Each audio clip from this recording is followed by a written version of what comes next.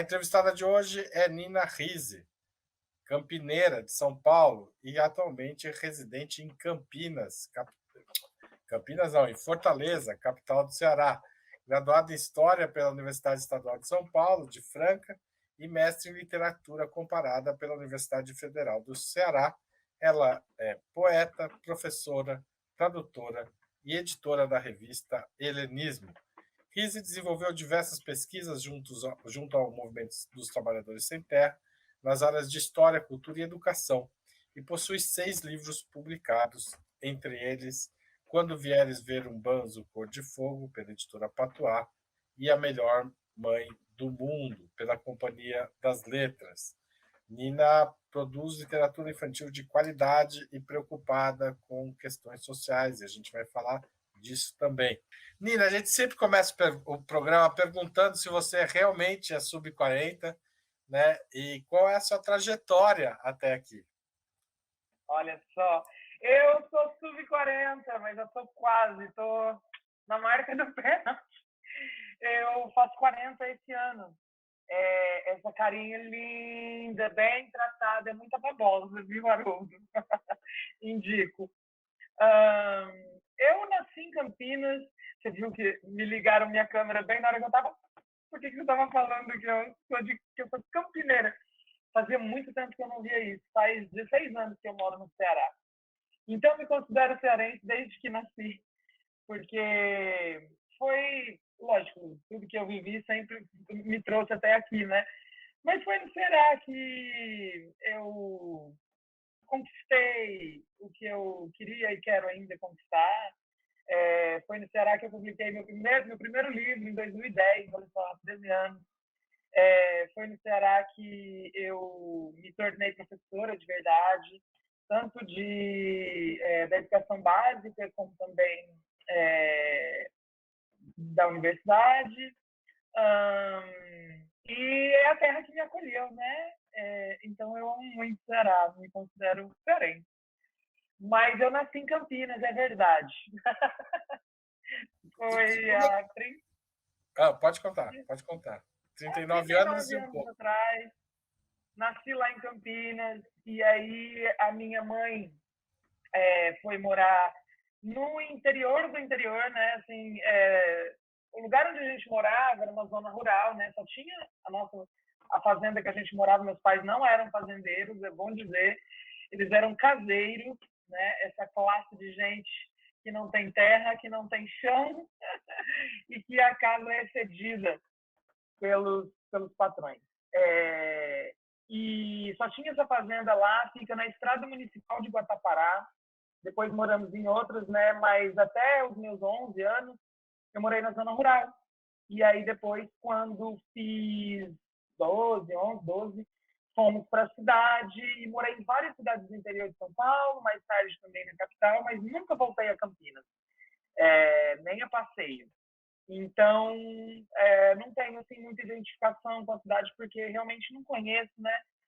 Passei boa parte da minha adolescência em Ribeirão Preto, onde estudei, fiz faculdade depois em Franca, que também é interior, e sempre fui uma boa leitora. Você disse que eu sou professora, editora, tradutora, tudo isso só é possível porque eu sou uma leitora, Haroldo. Sempre gostei muito de ler. Eu ainda morava na fazenda, fui alfabetizada fora da escola e amava muito ler, né? E nunca deixei de gostar. E hoje trabalho com livros, olha aí que legal. Você estudava em escola rural, assim? Ou Então, não não? tinha escola rural. Eu estudava num colégio, numa cidade que era mais próxima, que era Bonfim Paulista. E aí a gente, às vezes minha mãe levava a gente de charrete. E era muito divertido, porque ela colocava um colchonete, eram 13 quilômetros longe, né, da escola. E aí ela colocava um colchonete atrás da charrete, eu e meu irmão ia sacolejando, cantando, brincando. Mas muitas das vezes a gente ia a pé mesmo, ia e voltava da escola todos os dias. Não havia escola rural lá na proximidade, então a gente estudava na cidade mesmo, em Bonfim Paulista, que era mais perto. Eu te perguntei porque minha mãe deu muito tempo aula em escola rural. Então, de vez em quando eu ia com ela, né? Quando não tinha legal. com quem deixar ou não tinha aula na escola por algum motivo. Morei em cidades Sim. pequenas do interior de São Paulo também, e quando ela não tinha com quem deixar as crianças, às vezes a gente ia lá. E também nos dias de festa, né? Fim de ano, Sim. né? Daí tinha a festa para os alunos, a gente ia junto comemorar, né? Enfim, socializar, né? Com a turma e tenho ótimas lembranças disso, né?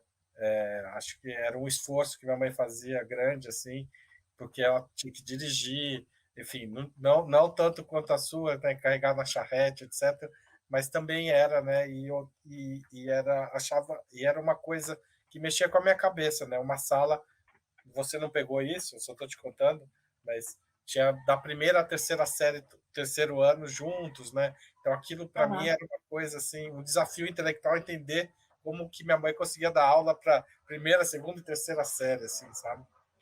Puxei Sim. assunto aqui. É curioso porque hoje existem colégios, escolas que se dizem construtivistas, né? E que abolem, né, essas paredes entre os níveis, né?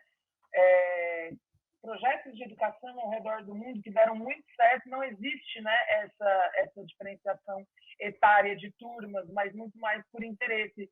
É uma experiência que pode dar muito certo. Aliás, muitas experiências vividas pelas escolas rurais, que eu não estudei, mas mais tarde eu tive o prazer de trabalhar e de conhecer, muitas experiências exitosas de educação saem dessas escolas, né? Ô, Nina, você se formou em História, né, na Unesp, como Foi. a gente estava contando. Como é que essa passagem, como que a historiadora vira escritora? Eu ainda sou historiadora. Não, para Talvez. virar uma coisa não Não, eu precisa deixar de entendi. ser a outra. Eu entendi, sim.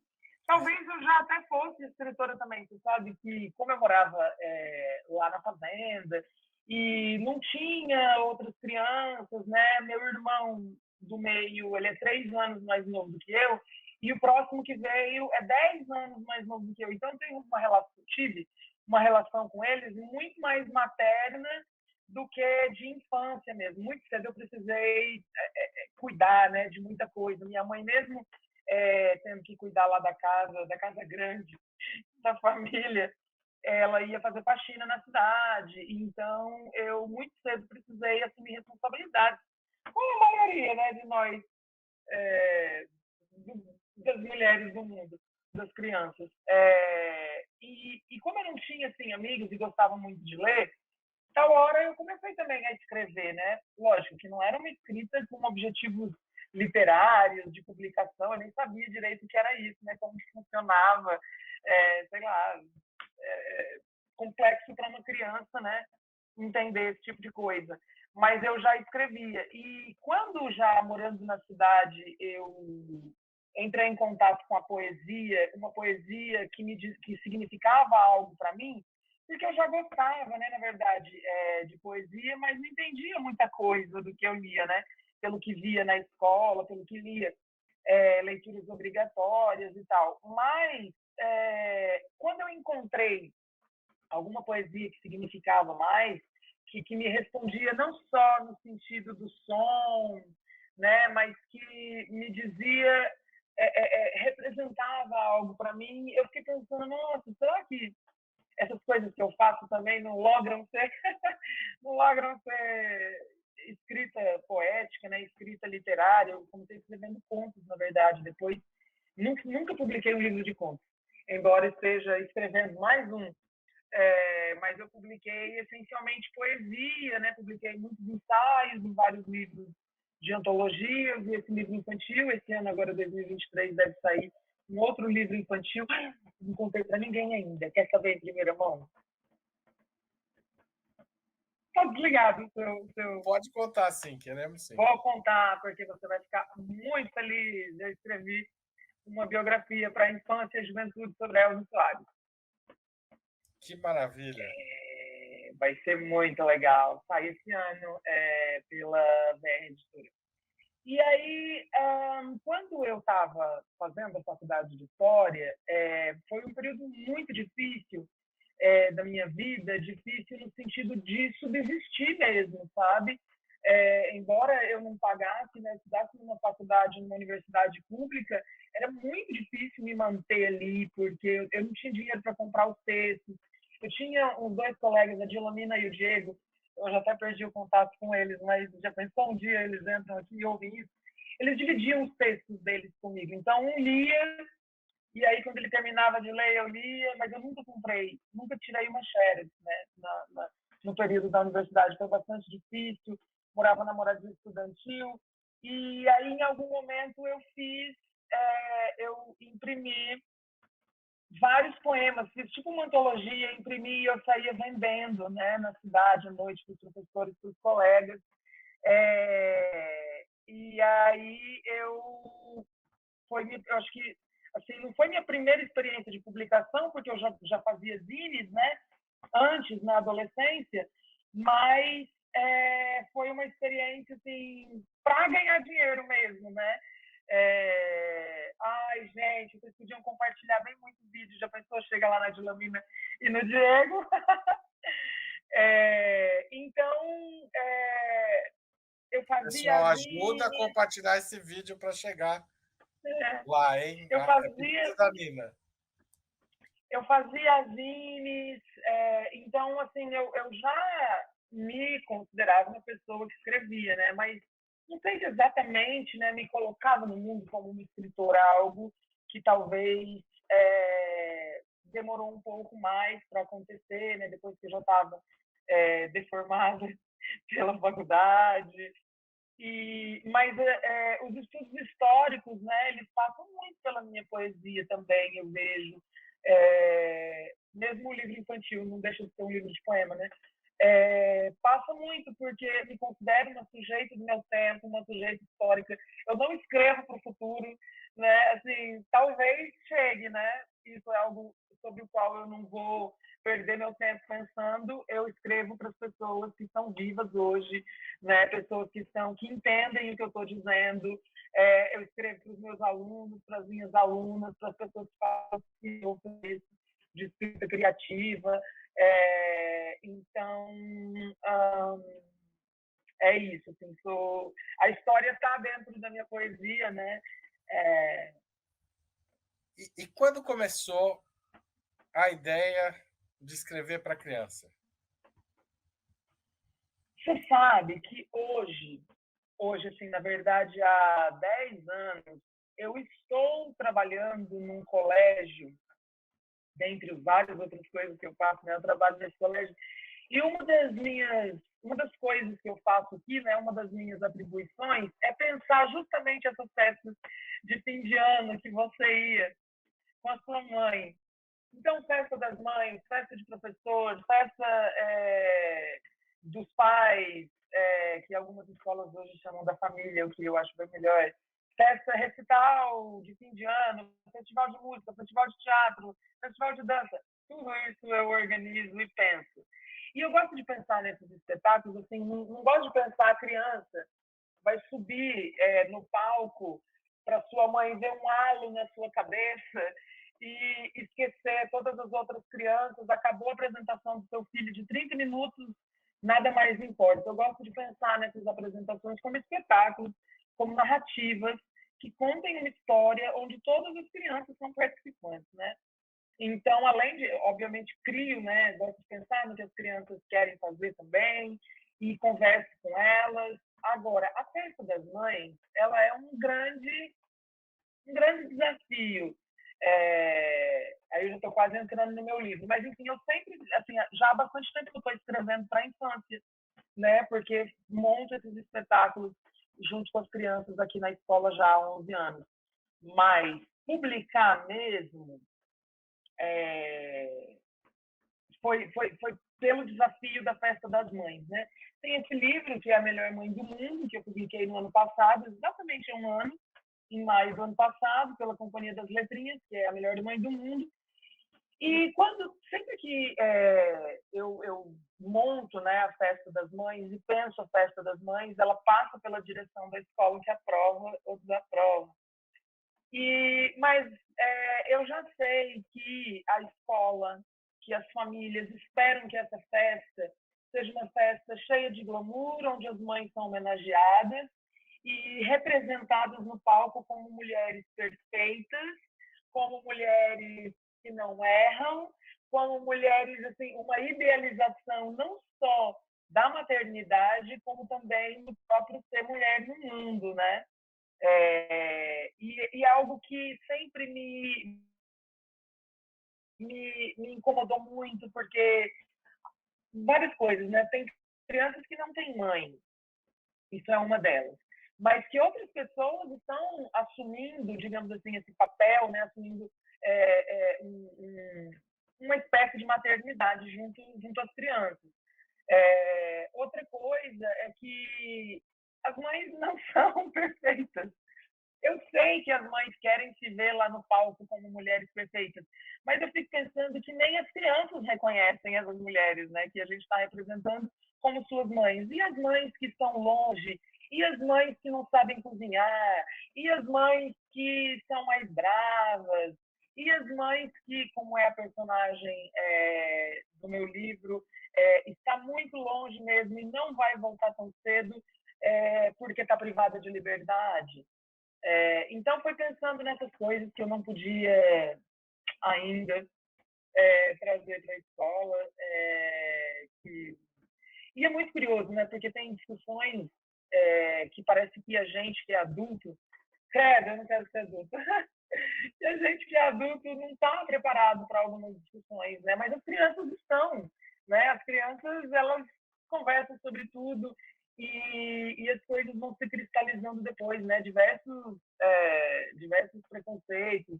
Eu nunca vi uma criança de até 7, 8 anos assim que expresse racismo, entendendo que isso é racismo, que expresse homofobia, entendendo que isso é homofobia.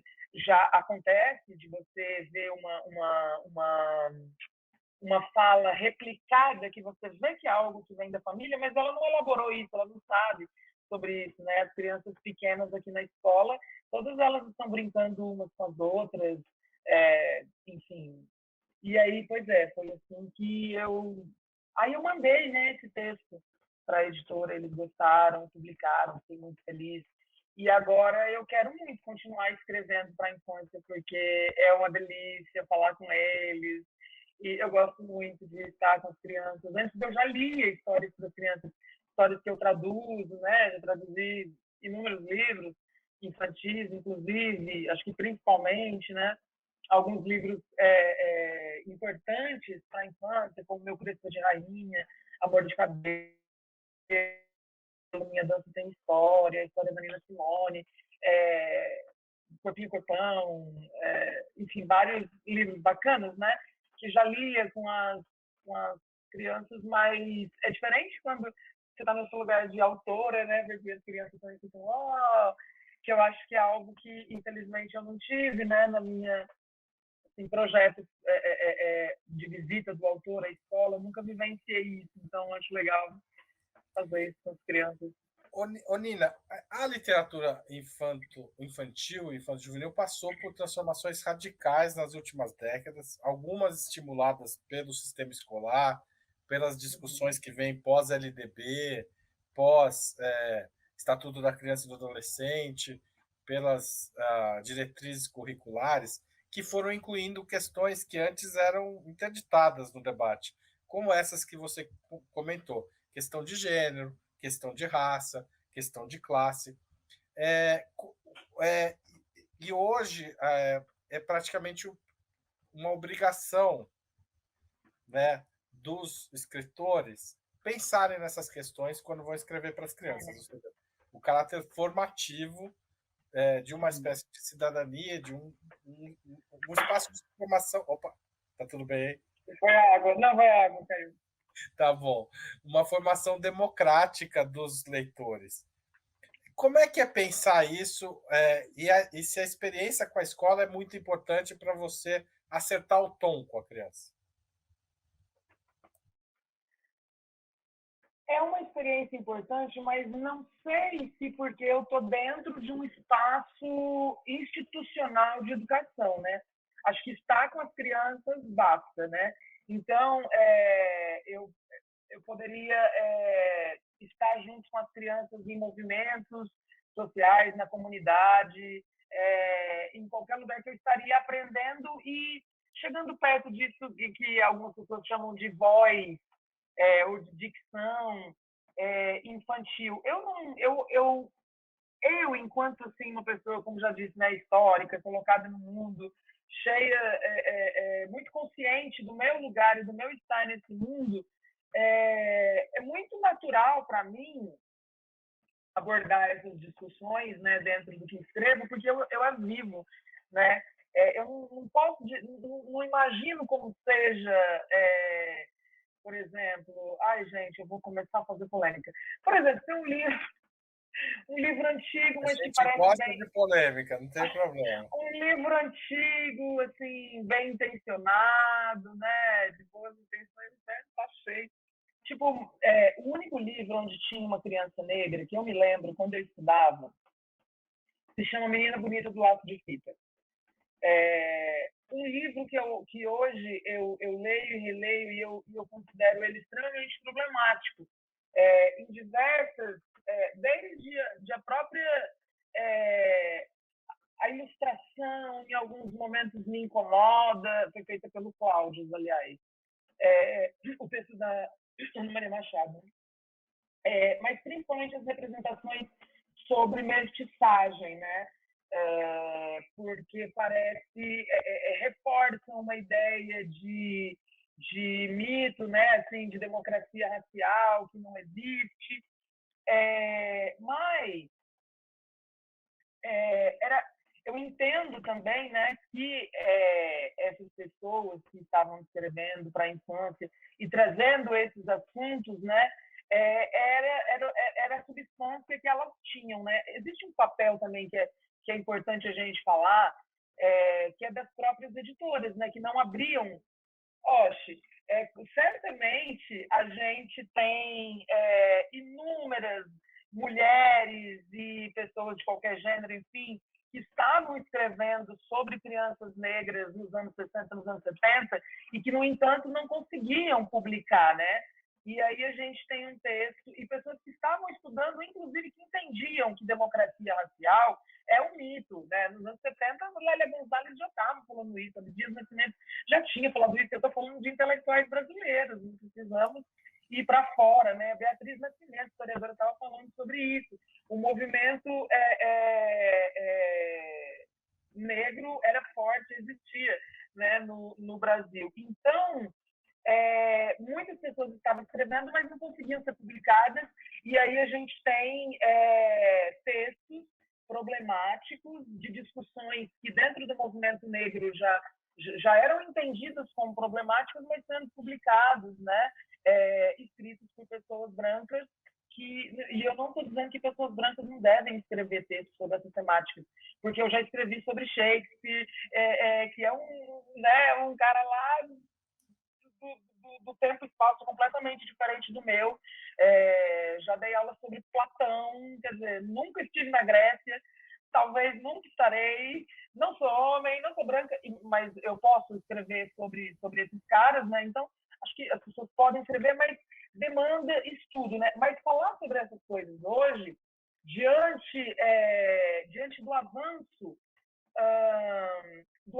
e da amplificação dessas discussões, principalmente por causa das redes sociais, inúmeras coisas que tem aqui mesmo no YouTube, né, que a gente, qualquer um que quiser saber de alguma coisa, clica aqui dentro e pronto, o céu se abre, né, o Orum se abre. E então são questões que a gente está vivenciando. Eu não acho que seja algo complexo de você ter cuidado, né, assim, do que você está falando. E tem inúmeros livros que estão sendo escritos que não são também sobre essas questões, mas essas questões passam por tudo, né? Afinal, a gente é gente racializada, a gente é gente classificada no sentido de estratificação social e de ser colocado também em algum lugar. Sim, e também, assim, de uma certa forma, toda a literatura, a partir do momento que se passa a existir um mercado e uma literatura infanto-juvenil, ela, de alguma forma, é marcada por intenção formativa. Mas a formação não incluía essas questões, né? incluía outras, de obediência, de ordem e até de hierarquia social, inclusive racial, né? Nossa, eu tenho um livro em casa, eu achei num sebo e comprei para que outra pessoa não comprasse e achasse que aquilo era verdade.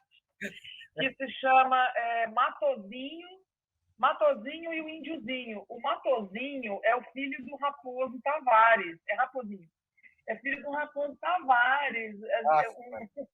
Para quem não sabe, né, assim, um bandeirante que exterminou, né, assim, genocidou. E aí, quem não matou, ele escravizou, né? Digamos assim. Isso. E nesse livro, o Raposinho encontra um menino indígena, e aí esse menino indígena fala: o seu pai está matando o meu povo. E aí o menino fala: não, você está enganado, eu vou te levar lá no meu pai. E aí ele leva o menino indígena até o pai dele, que fala que não foi nada disso, e fica tudo numa boa, eles amigos para sempre. Muitos livros complicados. Eu só queria fazer um adendo na minha fala anterior, que embora a gente está falando de mercado literário, né, pensando em grande escala, em grande publicação, como eu disse, as pessoas estavam escrevendo e também haviam e existem ainda editoras que são, nesse sentido, que estão contra a corrente, né, que estão pensando junto com intelectuais, escritores e escritoras negros, indígenas, já há muito tempo. Né? A gente conhece algumas que estão fazendo isso há algum tempo, antes do que a gente pode chamar de boom racial. Enfim, a própria Palas, da Mariana, que é nossa amiga em comum, mas também a editora Masa, de Minas Gerais. Isso para citar duas. Malê, que é mais recente, da turma mais recente, mas também que está fazendo essas coisas antes desse boom aí, né? Mas que bom que existe um boom, né? Porque... Claro. E na produção acadêmica também teve um salto muito grande depois da lei 10.693, é isso? Acertei o número? É isso. Teve um incremento muito grande. Que em muitas escolas até hoje não funciona, né, na prática, principalmente escolas particulares. Mas você, como historiadora, talvez tenha vivido essa discussão: como contar a história da África se a gente não tem uma produção brasileira sobre a história da África e tal. E hoje a gente vive enorme, a produção sobre a história da África e da cultura afro-brasileira é bastante grande, né? A gente não estuda história da África, né? No máximo a gente estuda história afro-brasileira. Eu fiz faculdade de história, nunca tive uma disciplina de história da África. Em 4 anos de curso não tive história da Ásia, história da África, história pré-colombiana, assim, um tantinho assim, um semestre, só para entender como foi que os europeus chegaram no Novo Mundo. Mas, assim, e muito curioso, porque os meus professores mais bacanas, mais legais, falavam assim: olha, vocês precisam pensar a história deslocando esse lugar de narrativa, né? Vocês têm que pensar na história sob o ponto de vista dos vencidos. 2 problemas, né? Primeiro, que a gente não foi vencido, né? A gente está aqui até hoje. E outra mas entendendo que estão falando de pessoas escravizadas, de pessoas indígenas, como que eu posso pensar a partir da perspectiva dessas pessoas se, como você disse, eu não tenho nenhum texto que foi escrito por essas pessoas, eu nunca tive acesso até a universidade a uma fala que seja, né, algo da oralidade de griots africanos ou de pessoas de diferentes aldeias indígenas, que a gente tem tantas e inúmeras que poderíamos ter ido visitado durante a escola, ao invés de visitar, sei lá, um museu, um monumento de barbárie, ou, sei lá, visitar o shopping. Não teve shopping, mas sei que algumas escolas vão visitar as coisas mais estranhas, né? Que não tem nada a ver. Enfim, eu não tive. Então, assim, quando eu fui entrar em contato, né, com pensamento africano mesmo, propriamente dito, sei lá, tem uns 10 anos, 15 talvez, quando já tinha saído da universidade como se diz, por iniciativa própria, não porque a universidade me ofereceu isso. Imagino que hoje os cursos de história talvez, né, estejam diferentes muito por essa demanda que os próprios alunos levam. Eu sei que no curso de letras, por exemplo, quando chegam e o professor só quer tacar José de Alencar, aqui no Ceará, taca ali o José de Alencar. Não, eu quero ler o menino que está escrevendo na minha quebrada hoje. A gente já vê numa prova da Unicamp, por exemplo, num vestibular, cair textos de gente que está viva, né? Já existe, né, assim, uma diferença. Mas é muito complexo mesmo você querer pensar a realidade africana. É o disco Sobrevivendo no Inferno dos Nacionais MC, faz parte da leitura obrigatória, né?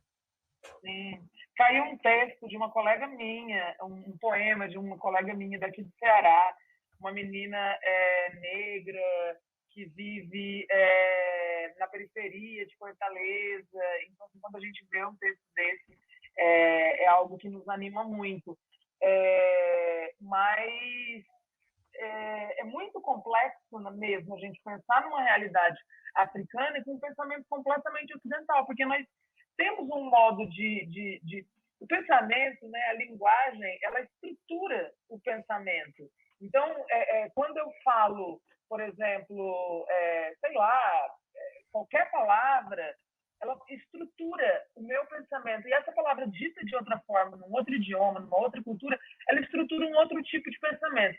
Então, se o meu pensamento ele é estruturado a partir da minha linguagem, a minha ação ela é estruturada a partir do meu pensamento. Não tem como eu pensar sobre como africanos e pessoas africanas pensam se a nossa linguagem não é a mesma, nosso pensamento automaticamente não é o mesmo, nossa cultura, nada é o mesmo. Então, só é possível compreender isso a partir da leitura dessas próprias pessoas, né? A gente tem que ter acesso ao que elas estão escrevendo, que hoje já aparece, né? Aparece assim mais facilmente para gente ter acesso e tal. Eu lembro muito de um livro que eu li chamado Stolen Legacy, que é sobre como toda a filosofia ocidental foi roubada de pensadores egípcios, que são africanos, pensadores do Kemet. Sim. Até recentemente eu me deparei com um vídeo muito bom sobre isso na internet. É o que você falou, às vezes a gente procura e acha coisas incríveis, mas precisa saber procurar também para não cair em repetições de uma história, digamos, escrita de cima para baixo também, né? Sim. Ô, Nina, eu vou só lembrar as pessoas que a gente continua esperando que vocês contribuam com a Opera Mundi. Assinem, né? Se tornem membros pagantes do canal, façam um Pix, façam Valeu Demais, ou um superchat, um super sticker durante a transmissão. A gente é muito preocupado com a qualidade do nosso jornalismo e com o combate à fake news e à fake história, ou seja, essa construção manipulada do passado com intuitos de dominação, né? Eu fiz um post recente, acho que nem eu publiquei no Opera Mundi um post recente sobre o Museu da Imigração de São Paulo, porque se você vai no Museu da Imigração hoje, e estamos falando a maior parte de pessoas brancas, mais trabalhadoras, né? Algumas asiáticas, né? Porque também depois tem a imigração japonesa, depois coreana, que passa também pelo centro. Mas se você vai lá hoje, você entra, você vê camas fortes, lençóis arrumados, iluminação indireta, barbearia, né? Como se essas pessoas que foram trabalhadores, né? Que vieram para cá em condições bastante ruins, ainda que melhores, claro, evidentemente, incomparável com o que aconteceu no processo do tráfico das pessoas negras, mas parece que aquilo era um hotel 3 estrelas. Mas é um processo de exploração também, um processo onde inúmeras pessoas morreram, né? Eu não conta que pessoas morreram, por exemplo, né, nas viagens de terceira classe desses navios. Então, e de trabalhar. E morreram de trabalhar também, né? E muitas vezes, enfim, escravidão por dívida também passou a ser um recurso mais recorrente. Ou seja, a história do trabalho vai sendo falsificada pouco a pouco até parecer que essas pessoas vieram numa boa, exato. Vieram aqui porque queriam e porque estavam cansados da Europa, não porque estavam, né? Enfim. E nós estamos falando de pessoas brancas, né? Assim, a população negra foi muito pior. Não quero fazer uma comparação, mas é a história do trabalho que é falsificada nesse processo, né? De como a mão de obra é tratada no país. Ô, Nina, mas eu queria... Como é o seu trabalho com o MST? Conta um pouco aqui pra gente. Antes de eu... Você sabe que antes de eu entrar na universidade, eu conheci, né, o movimento através de algum colega, e que é muito forte, né? O movimento já era muito forte há 15 anos atrás, o movimento dos trabalhadores rurais sem terra no interior de São Paulo. Lógico, monocultura de cana-de-açúcar, latifúndios imensos, então não podia deixar de ser um movimento muito forte no interior, desertos verdes, ser um polo de frutificação, né, do movimento dos trabalhadores rurais sem terra. E aí eu fui conhecer, em uma ocasião, o assentamento Mário... Na época era acampamento, hoje é assentamento. O acampamento Mário Lago. E eu fiquei... Haroldo, eu fiquei tão besta. Fiquei tão besta, assim, de maneira extremamente positiva, né? Primeiro porque eu venho da zona rural e para lá eu quero voltar. Eu trabalho muito hoje para um dia poder sair da cidade e voltar para o meu canto, porque é onde eu gosto de estar, onde eu quero estar, né? E aí, quando eu vi assim, toda aquela gente trabalhando para algo comum, né? Porque eu estava vivendo em lugares extremamente empobrecidos, mas eu não via nesses lugares uma organização mesmo, né? Uma organização social, uma organização política, uma organização de luta. Porque a gente era tão pobre na cidade, era tão pobre, que a pouca energia que sobrava no fim do dia, você se jogava na cama. Ou a pouca energia que sobrava no final de semana, você vai tomar uma cachaça, porque, meu Deus do céu, é difícil pra caramba. E ali no MST eu consegui ver essa organização e fiquei... Isso foi o segundo ponto, né, de muito choque, esse choque bacana, assim, esse choque de realidade mesmo, né? E aí comecei a frequentar e me animei muito com a maneira como é organizado, né? Tudo lá, onde todas as pessoas devem experimentar posições de liderança, devem experimentar todos os coletivos. O MST ele é organizado por coletivos, né? Então, tem coletivo de saúde, coletivo de alimentação, coletivo de gênero, coletivo de educação. E eu, por exemplo, que eu sou professora, eu sou formada em educação, eu penso educação todo dia, o tempo todo. No MST eu não vou pensar apenas sobre isso, porque eu preciso compreender e entender como que os outros coletivos funcionam, como que a comida que eu estou comendo chega aqui, né? Como que a comida que essas pessoas estão plantando, e que hoje a gente vai ter um almoço coletivo, chegou na minha mesa, né?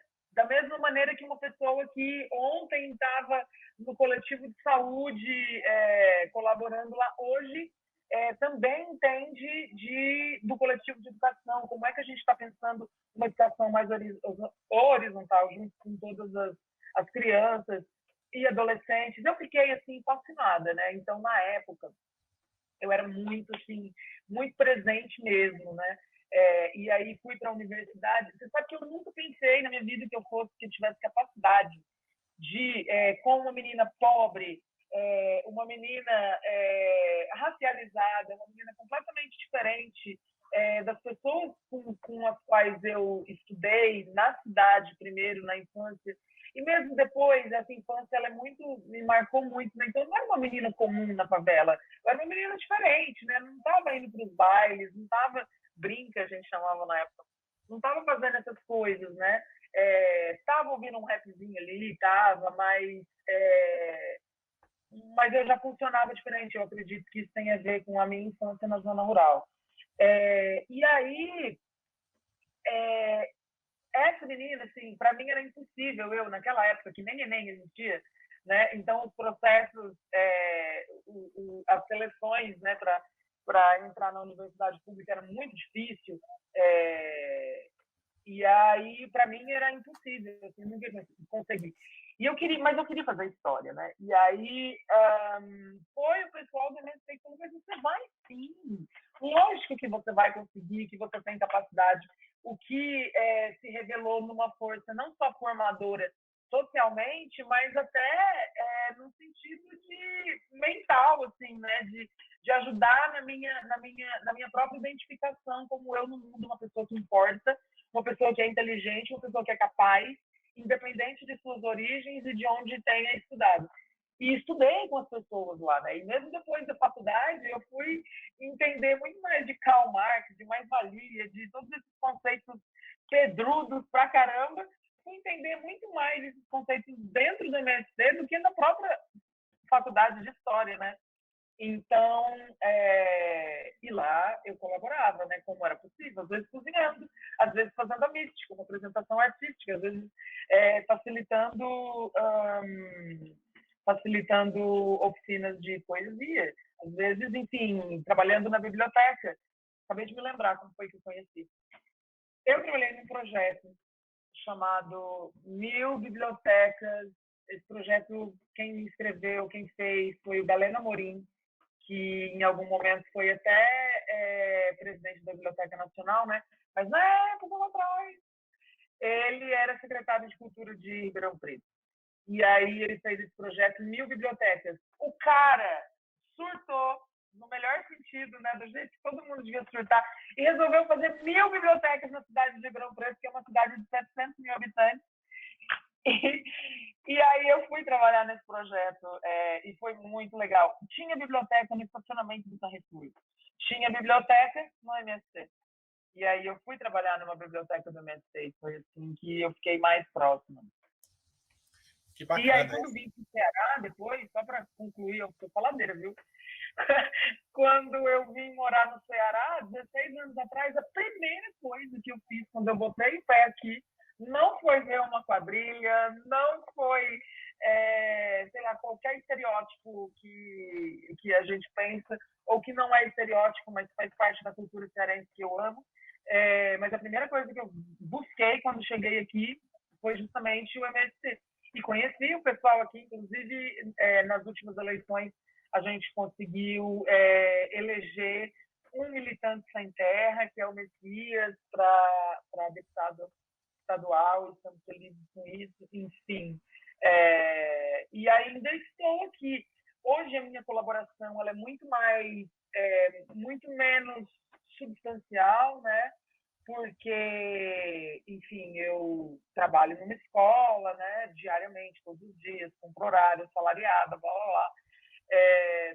Traduzo os livros, então preciso também de muito tempo para ficar traduzindo livros, que é isso que paga as minhas contas, paga os remédios da minha filha, que é neurodivergente. E, enfim, mas conforme é possível, ainda colaboro e é a minha casa, é a minha formação. E voltando ainda um pouco para a literatura, quando que você escreve para adulto? O que muda? Quando eu escrevo para criança, na verdade, você sabe que não muda nada, só muda o interlocutor mesmo, né? A interlocutora. Porque eu vejo a minha poesia, considerada que a gente cataloga como algo para adultos, né? Mas em alguma medida, né? Tirando os poemas eróticos, pode ser lido pelas crianças também, assim como o livro infantil pode ser lido, né, por pessoas adultas. um bom livro infantil, ele acena para os adultos também, né? Tem umas camadas ali que só os adultos vão É o caso desse compreender. A Melhor Mãe do Mundo, com certeza. É o caso do meu livro, com certeza. E aí o adulto faz essa mediação com a criança. Mas eu sempre estou falando com alguém. Acho que toda a minha escritura, ela é isso, ela é uma conversa. Então, tem um tom muito forte de oralidade, né? Então, se você ler meus poemas, agora que você já conversou comigo, talvez, antes de conversar comigo, você talvez não entendesse muito. Eu já ouvi isso. Mas depois que você me conhece, troca uma ideia comigo, você entende que é uma conversa com você, os meus poemas. E o livro infantil é a mesma coisa, né? Nesse livro A Melhor Mãe do Mundo, o que eu fiz foi ficar sentada para ficar na mesma altura das crianças, ficar sentada, essa criança que narra a história, ele é um menino que vive numa quebrada, ele é um menino que vive numa comunidade, numa favela, então ele tem uma linguagem bem marcada de gíria e bem marcada de termos cearenses também. Isso é muito legal, né? Porque a editora comprou completamente a ideia, não me cerceou em nada, não disse vamos tirar isso, vamos tirar aquilo, o livro é como ele é. Achei aí para a Companhia das Letrinhas e os seus editores maravilhosos que estiveram comigo no processo desse livro. Então, eu estava, na verdade, não infantilizando as pessoas com quem eu estou conversando nesse livro infantil, a voz narradora de uma criança, e eu só falo como eles estão falando, né? Uma coisa de observação também. Ô, Nina, a gente está chegando perto do fim aqui do nosso conversa, infelizmente, porque a gente tem que ter uma hora quase cravada, assim. Se eu passo de uma hora, depois tem que editar para passar na TVT, inclusive. E daqui a pouco a gente vai fazer, vou fazer as perguntas que a gente faz para todo mundo que dá entrevista aqui no Sub 40. Mas queria perguntar se você podia, no final, fazer uma declamação para a gente. Daí eu seguro o pessoal. Claro! Então, no final, vai ter a declamação da Nina Riz. Tá certo? Então, agora nós vamos porque a gente chama de questionário Sub 40, que a gente faz algumas perguntas, a gente pergunta para todo mundo, como eu disse, e vai ser a sua vez agora. Tudo bem? Tá. Prato imperdível. Mungunzá, doce e salgado. Você sabe que mungunzá, aí em São Paulo, eles chamam de canjica, né? Mas é mungunzá, não é canjica, não. Esse é o doce que está aparecendo na imagem. Ai, meu Deus do céu, que negócio gostoso, delicioso. E o salgado, ele é um prato, ele tem um milho também amarelo, tem feijão de corda, tem cortes de porco. Então é como se fosse uma feijoada, só que com feijão de corda e com milho amarelo. E é muito delicioso. Prato que também tem aí as suas origens africanas, né, afro-indígenas. Com certeza. E maravilhoso mesmo. Eu até estou pensando nele e perdi a próxima pergunta, que era cerveja, cachaça ou vinho. Olha, cachaça. Cachaça. Tem uma cachaça do Piauí, ela se chama Mangueira. É a cachaça ultimamente que eu tenho gostado muito de beber.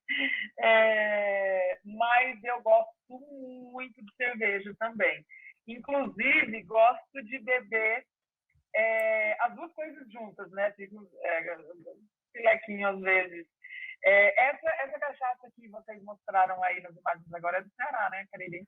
Cariri é um povo indígena que vive no Ceará. Território indígena essa terra.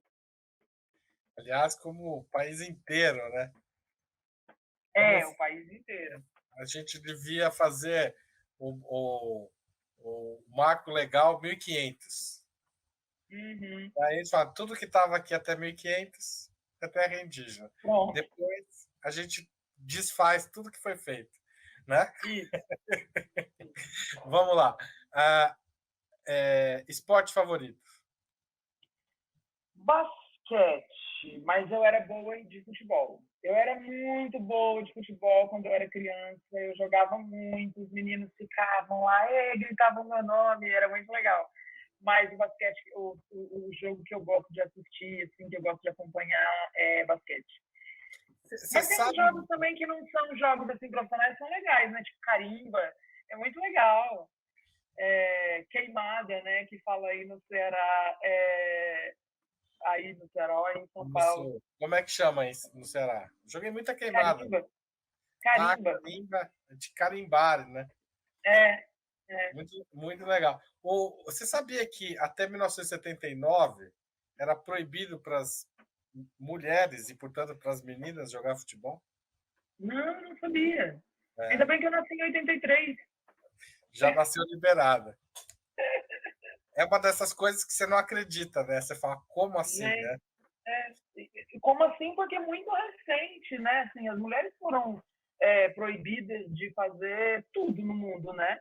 Mas é tão recente, né? 79. Pois é, eu vivi 5 anos nesse mundo. Eu sou Uau, de setenta e uau. quatro, mas eu não tinha consciência, evidentemente. E é preciso, assim, a gente entender também, não é, entender, é perceber, né? Como que até hoje é algo, assim, desvalorizado, né?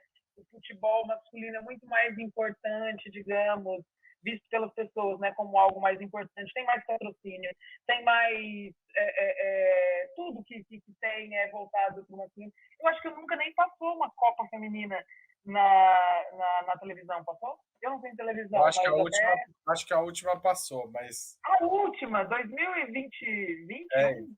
é, é assim. É realmente. A gente Tem uma ainda coisa está assim, no tipo, processo, não está resolvido. tem uma coisa, né? Tem um colega falando aqui no chat.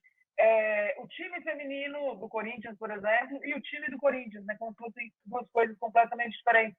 Que é a mesma coisa que a gente vê com o regionalismo, né? A literatura feita por mulheres e a literatura. A literatura cearense ou a literatura regional e a literatura brasileira, que é paulista, Exato. carioca e em alguma medida mineira. Exato. O time de futebol, por falar nisso, tem algum? Ferroviário do Ceará. Aí sim. Ó, o Ferrinho! Você sabia que lá na sede do time do São Paulo tem uma na sede do time do Ferroviário tem uma carta enviada pelo time do São Paulo lá em Mil e Bolinha, pedindo para usar a logo, usar o emblema do ferrinho, do ferroviário. Você pode olhar, ó, que o emblema é igual, né? O Então, São o Paulo meu pediu SAC, autorização para usar. isso, pediu autorização e o ferroviário guarda esse papel lá, assim, emoldurado, bonitinho. Eu gosto do ferroviário. Além de tudo, né, os atletas, eles de fato são ferroviários, eles trabalham na estrada de ferro. E eles são anarquistas. Então, é um time que não aceita patrocínio de qualquer jão. É um time onde a torcida não briga e não se mata. É um time realmente diferenciado. E se a torcida é assim, porque existe uma formação desde os próprios jogadores, né, a própria direção do time. Então, é o meu time do coração, embora eu goste muito também da história da democracia corintiana. Mas pelo jeito vai virar o time do coração de muita gente. Depois Vai. dessa sua descrição agora, o pessoal vai sentir. Tem uma matéria maravilhosa no site inclusive da ESPN, que fala, uma longa matéria falando sobre o ferroviário e sobre o seu engajamento político, o engajamento social, sobre o fato de serem anarquistas, aí conta lá como nasceu, o time, é bem legal. Muito legal. Você sabe que eu moro do lado de um estádio, quase, aqui em Fortaleza, e é minha alegria. Muito, muito bem. Passatempo. Andar de bicicleta. Andar de bicicleta, que eu posso fazer isso em qualquer lugar, né? Eu gosto muito, eu venho trabalhar de bicicleta, eu volto para casa de bicicleta, ando bastante, gosto muito. Eu também gosto muito de nadar, mas eu não nado tanto quanto eu gostaria, né? Às vezes eu vou para a praia, mas nem sempre é possível, não moro tão perto assim. Mas a bicicleta é massa. Eu não vou falar livro, ler, assistir filme, essas coisas, porque isso faz parte do meu trabalho, né, também. Então, embora é algo que me dê prazer, mas a bicicleta é massa. Muito bem. Por falar em livro, livro inesquecível. Livro inesquecível. Você sabe, Mulheres, Raça e Classe, da Angela Davis, foi um livro que mudou a minha vida. Mudou completamente. Embora ela dê um contexto norte-americano dos Estados Unidos, né, a gente pode transpor, né, muitas coisas. Esse livro é muito importante porque eu li faz tempo, né, então me abriu a cabeça assim, para algumas questões relacionadas à raça, principalmente, e à intersecção, né, de raça, gênero e classe. Ídolo político. Os Panteras Negras, porque é um coletivo, né?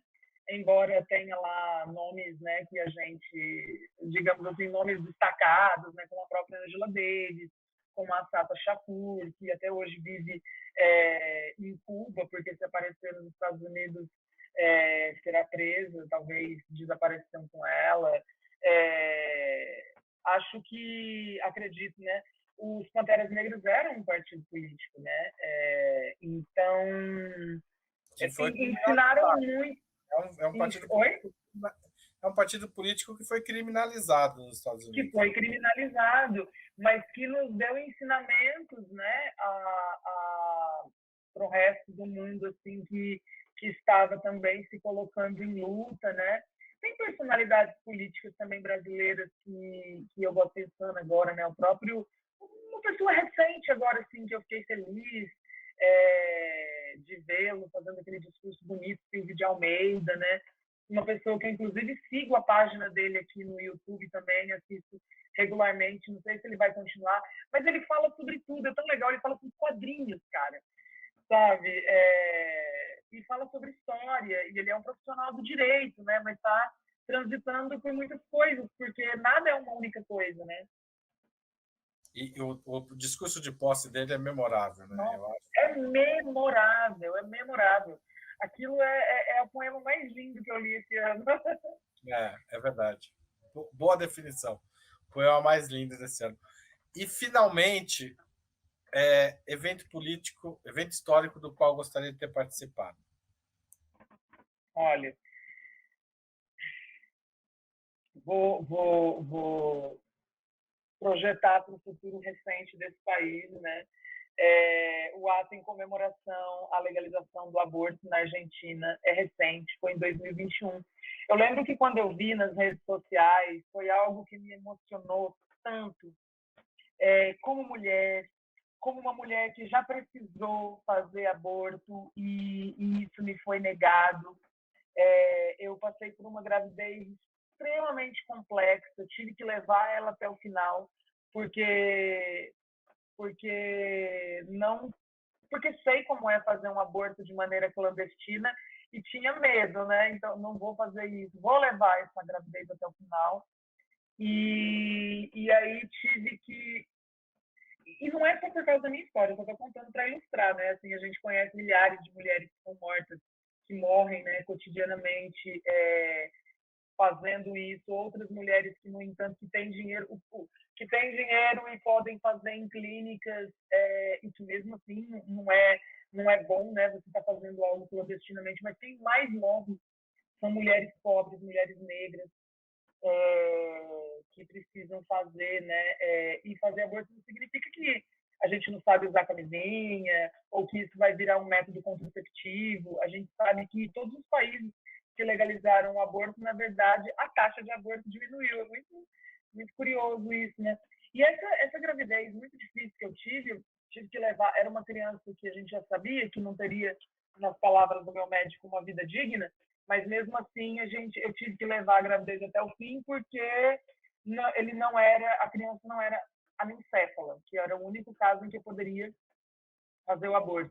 A criança morreu pouco depois de ter nascido, todo um sofrimento que não era necessário que eu passasse. Eu não sou cristã, então, assim, não quero ninguém, quer dizer, eu não quero não, vocês falem o que vocês quiserem. Pode chover, comentário aí embaixo falando que eu precisava passar por isso para ser uma pessoa melhor. Uma ova, meus ovários, eu já era ótima, não precisava passar por isso. Ninguém precisa passar por sofrimento nenhum para ser uma pessoa melhor. Eu sou uma educadora, acho que a gente melhora no amor, a gente melhora com espelhos positivos, com práticas de liberdade, com práticas de amor, não é com coisa ruim que acontece com a gente. Então, eu queria falar, quando eu vi, eu fiquei muito emocionada, e eu acredito que em breve isso aconteça aqui. Tá certo, daí nem vai ser. Você já disse o evento que gostaria de ter participado e o que você quer participar. Aí eu quero participar de muitos outros. Quero participar do dia. Imagina o Ferrinho ganhando o Campeonato Brasileiro. Isso seria histórico. Tá certo, Nina. Eu queria te agradecer, mas agora é hora... Portugal, um evento vendo Portugal devolvendo nosso ouro. Imagina! O problema é que eles gastaram a maior parte já. A gente vai ter que recuperar da Alemanha, da França, dos Estados Unidos. E a Europa toda devolvendo para nós tudinho. Nina, foi uma delícia conversar com você, mas você prometeu declamar um poema agora no final. Então, nós vamos encerrar só com a Nina. Me tira da tela, Igor, e agora é a vez dela. Valeu, Nina. Tchau, tchau. Obrigada, Haroldo. Um abraço. Obrigada a todo mundo que está aqui com a gente também até agora. Igor, Ferrinho. Na minha quebrada, ninguém leu a última lista de poetas que marcaram época. Sinto, diante de tudo, que minha história individual não importa. A história coletiva é a história do menino de 14 anos. Um corpo negro, um corpo à margem, baleado pelas costas. Tiros certeiros na cabeça, dados pela polícia e seu estado. São todos assassinos. Eu olho para minha história, plantações de café que plantei, museu do café onde trabalhei, terras improdutivas pelas quais lutei. Eu olho para a história que estudei, para o curso de história onde não tinham as disciplinas. História da Ásia, história da África, história indígena, história do povo. Eu olho para estes prédios, Padres, Faraó, Sapaínta, Cortez, JFK, FHC, Enguema. Eu olho os 4 cantos de um planeta redondo. Tiro, tirania, barbárie, tiro. Eu queria ser uma poema bomba e incendiar cada camburão, cada rua, com cada um de vocês que gritou Lula livre e cruzou a calçada.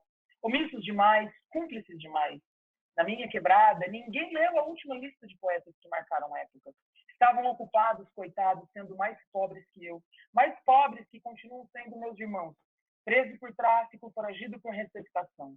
Estavam ocupadas as mães lendo no obituário que hoje não foi mais um filho meu tentando não ser bicho, tentando conseguir mais um para comer. Fomos obrigadas a descer no seco, goela abaixo, escritores brancos, proprietários, héteros da parte baixa do país. Não lembramos de nenhum.